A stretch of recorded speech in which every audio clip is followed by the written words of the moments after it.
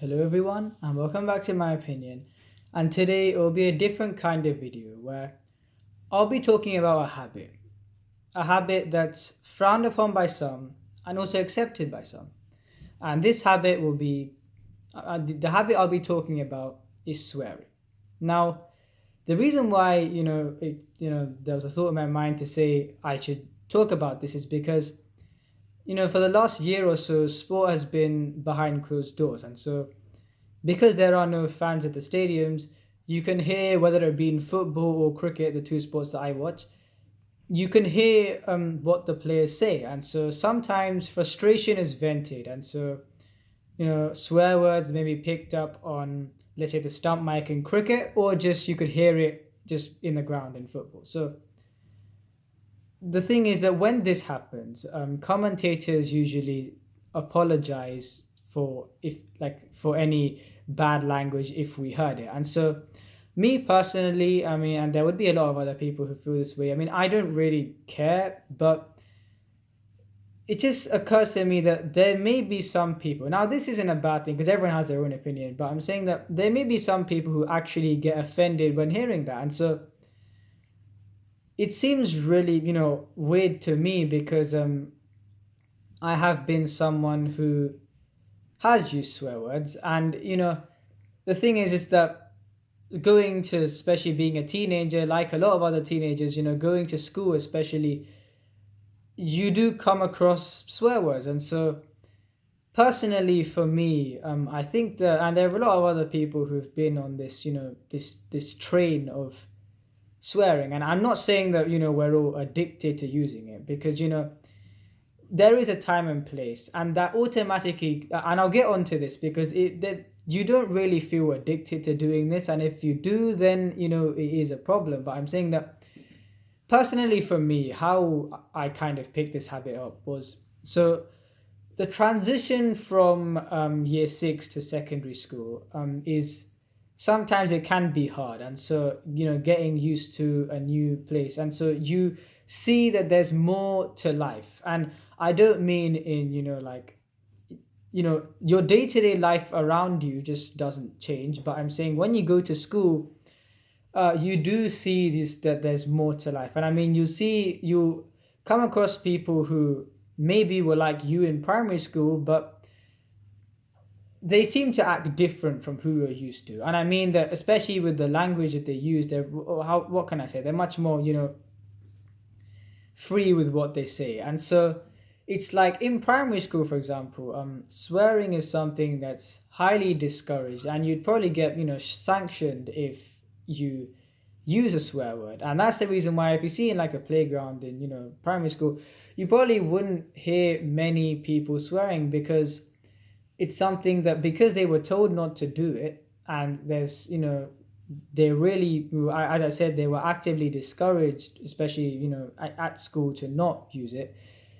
It never really occurred in their mind to swear. And so in secondary schools, of course, obviously you're not allowed to like swear in the lesson, but I'm saying that teachers do know that most people do swear, and there's nothing that they can do about it. And if they walk past someone and they hear it, it is something that happens, especially in secondary school. And so personally for me, how this habit came about was because as I said, I mean, people do find the transition from year 6 to year 7 hard, and I there's no exception. I was no exception from that. And so when I first went there, when I first went to year 7, as I said, you meet new kinds of people, and you do, especially at first for me, I did struggle to adapt to my new form and my new year, and because people talk differently, as I said, to what I was used to. And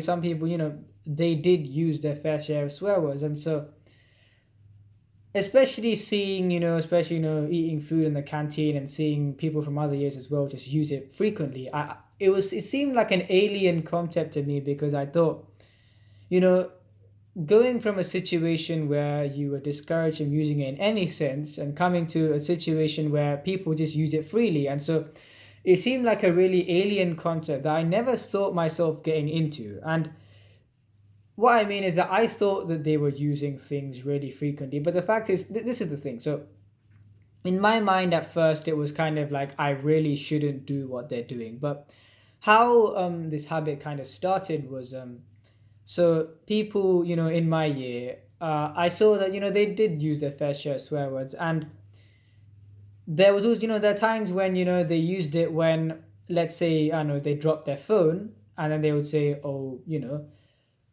and a lot of people would vent their frustration using swear words. And when I saw this and heard this for the first time, I mean, I thought it was justifiable because I obviously wasn't going through a great time, with the transition. And so there were things in my life where you could have said that swearing, would have been like, I take swearing as, a way to express the extent of an emotion. And so I honestly think that especially with when I saw what they were doing, I found those situations justifiable. And I thought, really, they're expressing the extent of their frustration because those things, no one wants to drop their phone. And so because of that, and because of school, I wasn't really enjoying my time.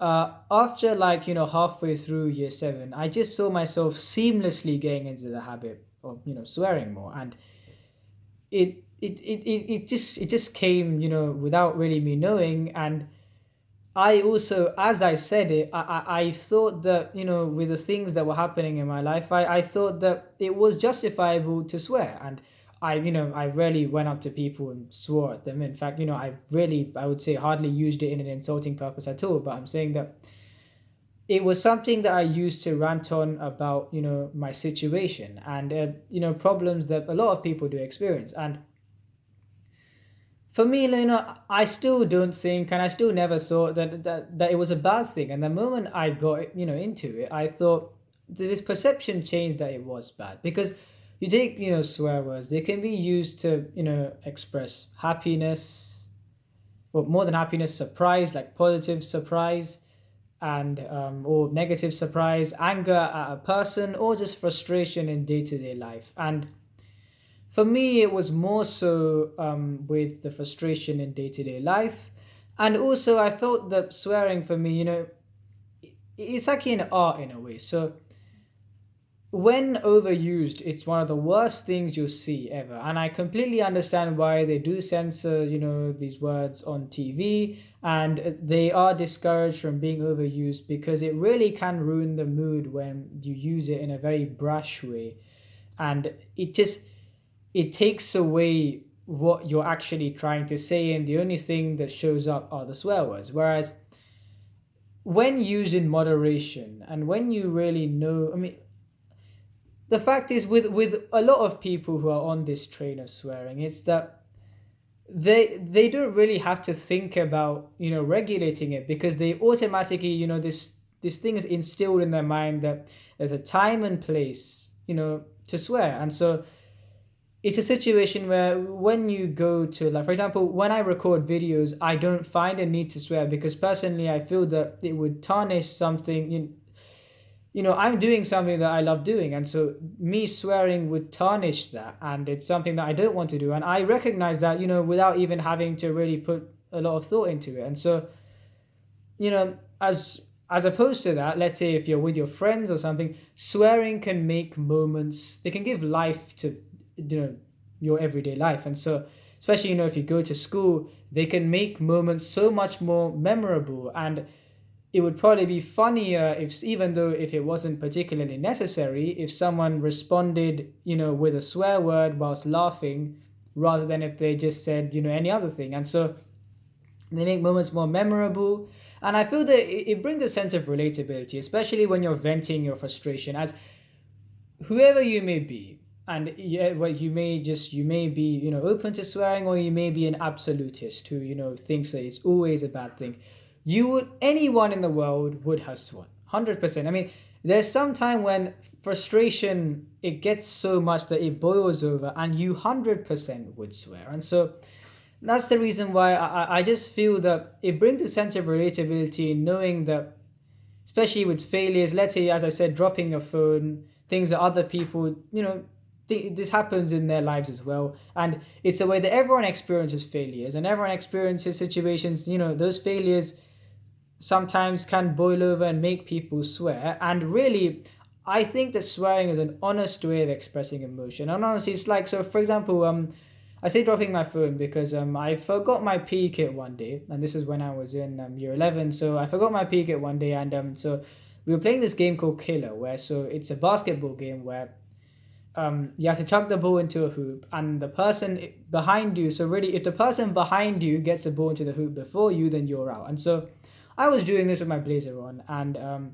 my phone fell out onto the concrete, and this is when I didn't have a case for it. So it was cracked, and I felt really angry with myself and really angry with the fact that the phone fell out. And so, if I had just said, "Oh no," I would have really the frustration would have still been in me, and I wouldn't have felt at peace with myself that I had got the frustration out. And then again, this isn't really insulting anyone because it's just being angry with your own situation. And so that's why, saying, oh, it releases the frustration. It doesn't impact anyone else, and they understand your pain as well. And that's the reason why it's an honest way of expressing frustration. And I'm not a fan of using as far as possible, I make sure that I don't really get into a situation where I have to use it to another person, because I just don't really think it's, for someone who has been on this train and, obviously got into this train just through day-to-day life, I don't really think it's the peaceful way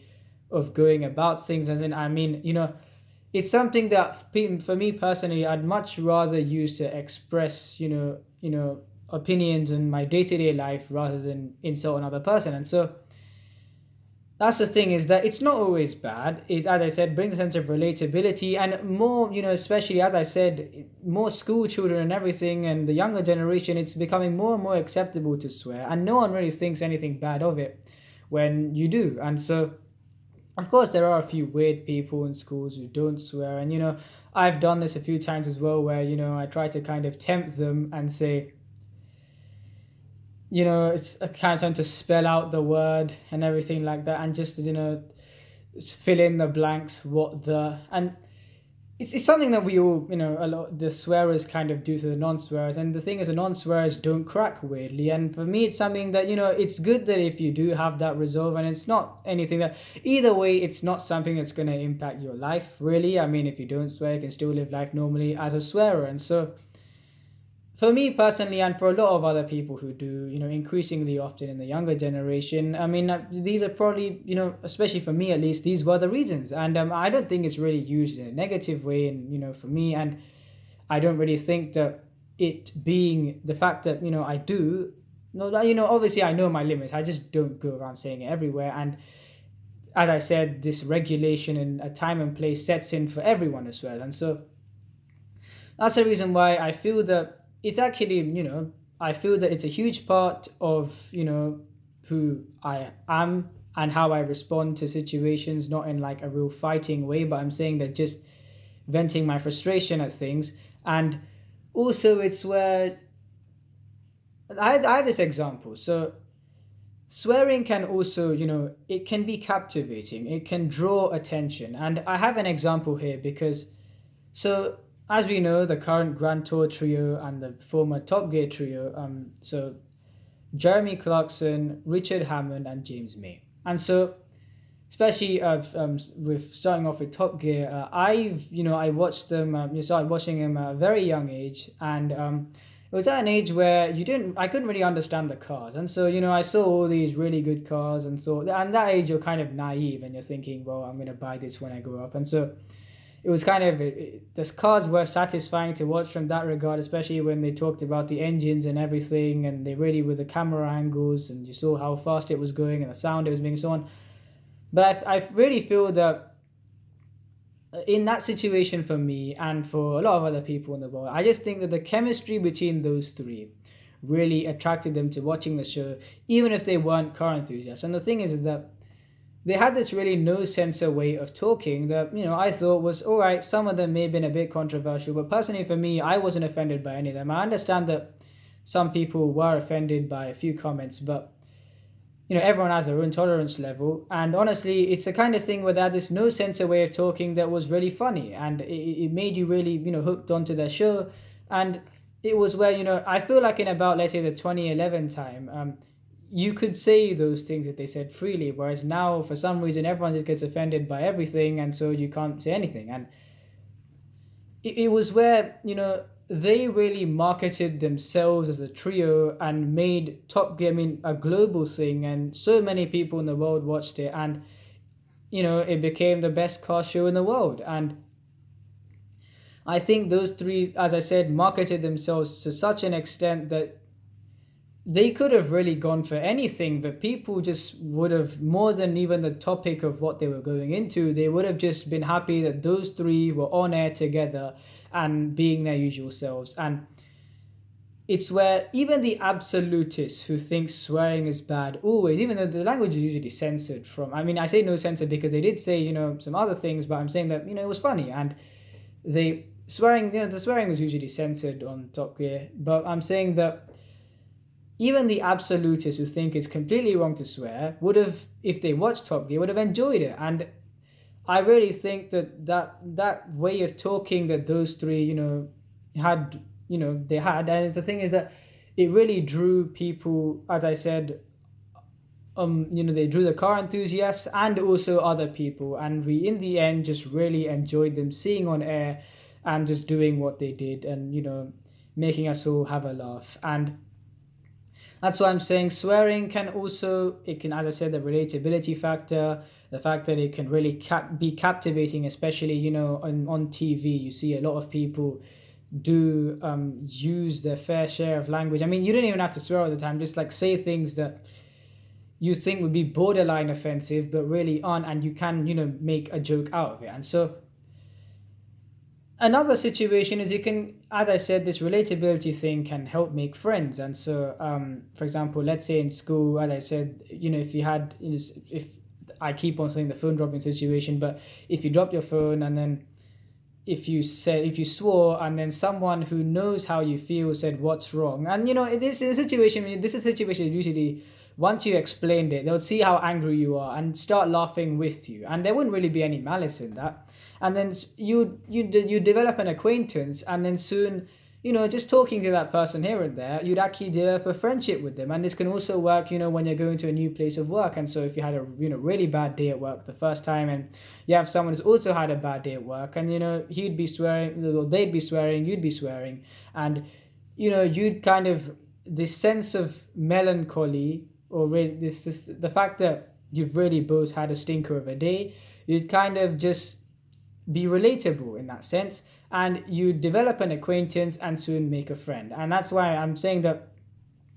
especially as a teenager, swearing automatically makes me relatable to another person, because there are situations that we all go through in life and we all feel that we should swear, not in a negative way, but it's just a vent our frustration. And it's kind of the thing here where sometimes for some people, and for the absolutists, I would say, it's kind of a thing where they sorry, they wouldn't understand why I'm making a point that swearing isn't always bad, and why I've actually made a video on this, and they'd kind of be thinking that it's kind of similar to the people who want weed to be made legal. And it's similar in a sense that there are times when you can understand why they're saying those reasons are good, but at the same time you don't really think that any of them are that great, and you don't really understand where they're coming from. But however, I feel that here's the thing. So it's not wrong if you don't swear, it's not wrong if you swear. And the thing is that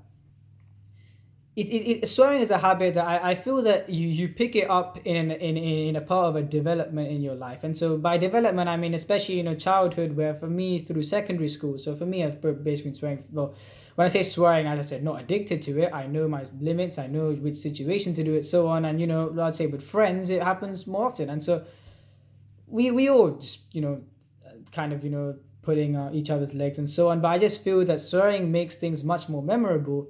And as I said, it's the fact that for me, the habit kind of picked up from year 7 to year 13, which is the year I'm in now. And so it isn't a habit where you can start at 20 odd and then it just because I feel that because that habit wouldn't have been in you, or even the thought wouldn't have been there from a younger age, you just wouldn't feel true saying it. And so that isn't, you don't want to be in that situation. And that's the reason why I feel that, if you do, you do. If you don't, you don't. And it doesn't affect you living life. It's just that I'm saying, as someone who's gone through the first route, situations have been made much more memorable, especially in school with my form. I feel like swearing is something that really has given joy to, my schooling days.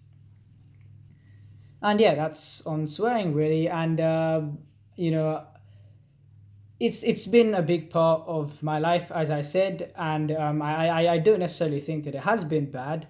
And you can swear or you don't really need to.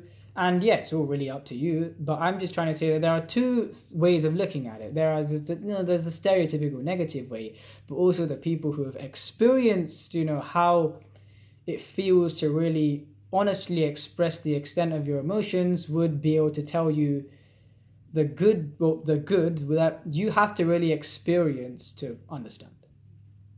If you enjoy this video, please like and subscribe, and please share this video with your friends. And remember, this is my opinion. What's yours?